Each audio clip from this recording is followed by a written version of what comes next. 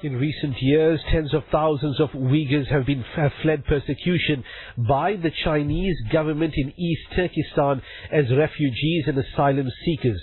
Many Uyghurs have been granted refuge in countries across the world where they are active and contributing members of society. However, they face a very difficult situation, cut off from their homeland, culture, family and friends. As of April 2017, many Uyghurs living outside East Turkestan lost all contact with their friends and loved ones and have not heard from them since. The Chinese crackdown on Uyghurs started in the 1990s when ethnic frictions flared amid calls for independence of the Uyghur people of Xinjiang province in China. Now, China's Muslim majority Xinjiang region, there have been reports of re-education camps where over 200,000 so-called suspects were held. The detainees of the re-education camps, roughly 10% of the entire Uyghur population in some regions, are reportedly forced to chant slogans, watch propaganda videos, denounce their religion and pledge loyalty to the Communist Party in overcrowded cells. There has long been repression of religious freedoms and reports of ongoing discrimination against the Uyghur people. But there are recent reports of a shift to mass detentions towards re-education camps, which was in fact a highlight of Chinese society at the advance of communism about 60-70 years ago. Seems to have resurfaced in East Turkestan with the so-called re-education of the Uyghur population. This evening we talked to Brother Zahid Khan, founder, documenting oppression against Muslims, live with us this evening from the UK. Assalamu alaikum wa rahmatullah, Brother Zahid. Wa alaikum salam. Thank you for joining us on Radio Islam International. Tell us, Brother Zahid, I mean, we have heard of the Muslims of East Turkestan, the ethnic Uyghur population, but who are they? And in terms of the current boundaries of China, how long have they been part of Chinese society, and could they be regarded, in fact, as an independent nation? First of all, Jazakallah khair for having me on to your program. First things first, I think it's important to redefine certain terminology and definitions of who the Uyghur people are and where they come from and what do they represent. First things first is the country itself is called East Turkestan, and it's been occupied since 1949 by the Chinese authorities. I mean, this is going on for the beginning of the 19th century. Even before that, they've been trying to get hold of occupying that land. But since 1949, they have been occupied, and the term Xinjiang was given to East Turkestan by the Chinese authorities officially in 1955. And the population of Uyghurs is about 20 million. I mean, there are other Turkish people out there as well, for example, like the other Kazakh Muslims and so forth. So they in total, in that region of East Turkestan, the population of amounts to about 20 or 25 million people, because there's no clear data set or census by the Chinese authorities, and I think that's deliberately to give the impression that to the world that these people do not exist, really. The current tensions, or the ongoing tension, should I say, between the Chinese Communist government and the Uyghur Muslims, I mean, have there been times that there has been a state of lull or a cooperation between both communities, or has this always been an issue that the Chinese communists, or should we say the majority Han Chinese communists, have found the Uyghur Muslims to be an obstacle in the form of a greater China?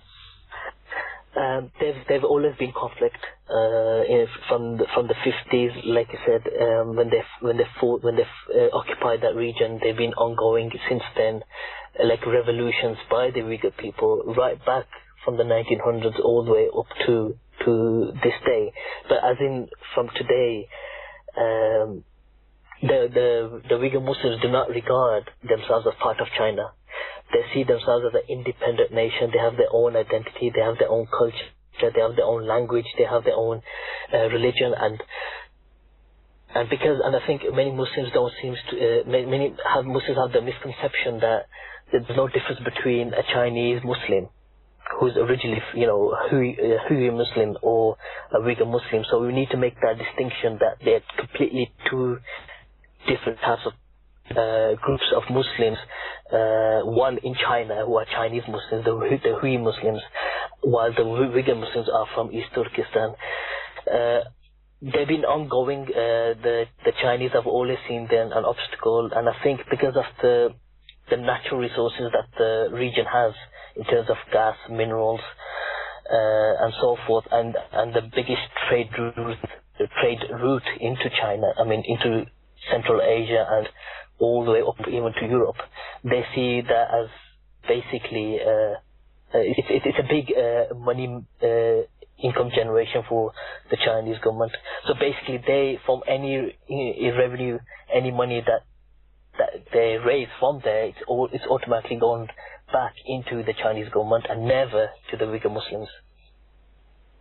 Brother Zahid, the recent reports of internment camps, or what they might term as re-education camps, describe to us some of the atrocities and some of these stories coming out of these camps, that people who have managed to either flee or were somehow able to secure release for themselves, the harrowing stories and incidences that they report. Could you give us a brief description? Yes, certainly. Over the past few years, the Uyghur Muslims who are out of the country, they say the number amounts to more than 1 million people, 1 million Uyghurs, who are in these so-called political re-education camps. But it's nothing short of a Nazi camp, to be honest with you. The descriptions that they have is they do not even distinguish between the elderly, the children, the women. It's just straight brutality. As you can put it, and they have no mercy towards them. So, for example, there's a video being released from these camps where they're forced to chant praising the Chinese Jinping president. They're forced to praise him before they even give him food. So they have to, on a daily basis, do these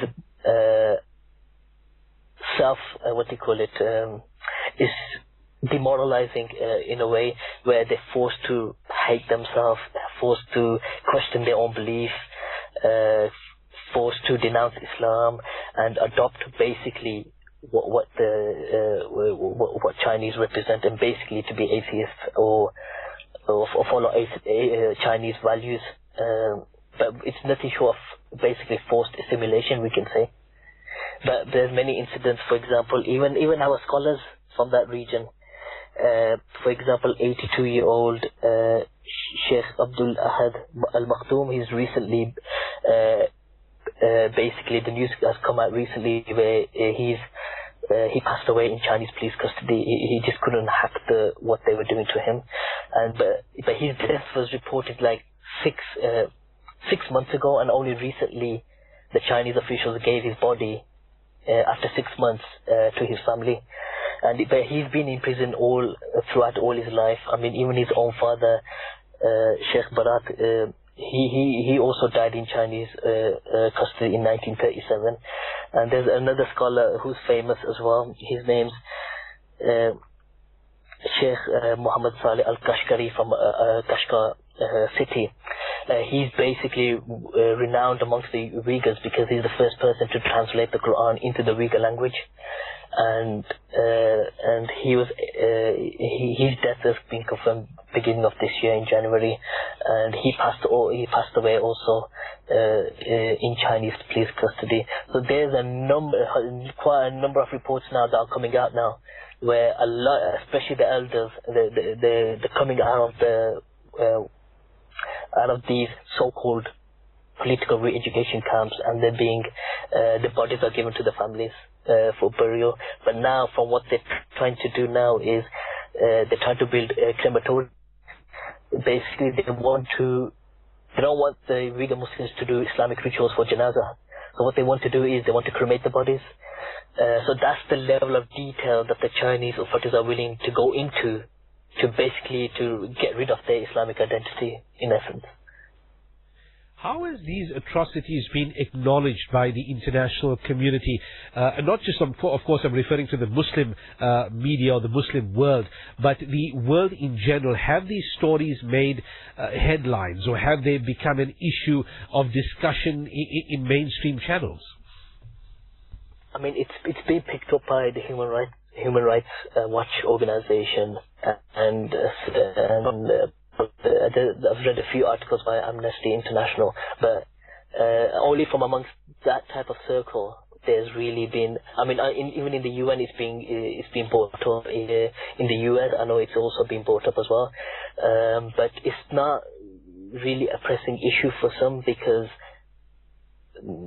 I don't know, for some reason, maybe it's the bilateral ties they have with the Chinese government or whatnot, but there's not really, to be honest, enough is mentioned about the plight of Uyghurs in East Turkestan. But many Uyghurs in the West are they're doing daily protests outside the embassy, Chinese embassy, for example, in The Hague, in the Netherlands, in America, outside the White House, and even in Turkey, they're doing demonstrations as well. But to be honest, it's not reaching on a state level, you can say. So the government can be pressured into doing something about it. But other than that, from the Muslim countries' point of view, it's basically silence, unfortunately, especially in countries like Pakistan, and possibly even Malaysia, because there's a recent report that there are 11 refugees in Malaysia, and the Chinese government want them back. And that's the policy of the Chinese towards the Uyghurs. That they always want the deportations of these Uyghurs back to China, so they can put them in jail, because they don't see Uyghurs that they're allowed to do these things. And so, for example, like Pakistan, because they very have strong relations, it's barely mentioned on there from that side of the world. But other than that, there's not really enough being said. For example, like with regards to Rohingya Muslims or Syria or Yemen, there's not enough being done about this issue. Brother Zahid Akhtar, Jazakallah khairan for joining us and discussing such issues related to the Muslim world, and today's, of course, discussion regarding the Uyghur population. May Allah subhanahu wa ta'ala make it easy for them, but your time and your availability to educate us on this matter, greatly appreciated, and Jazakallah khairan for joining us, Brother Zahid. No problem. Wa iyyakum. And it's a pleasure to be on this podcast. Jazakallah khair.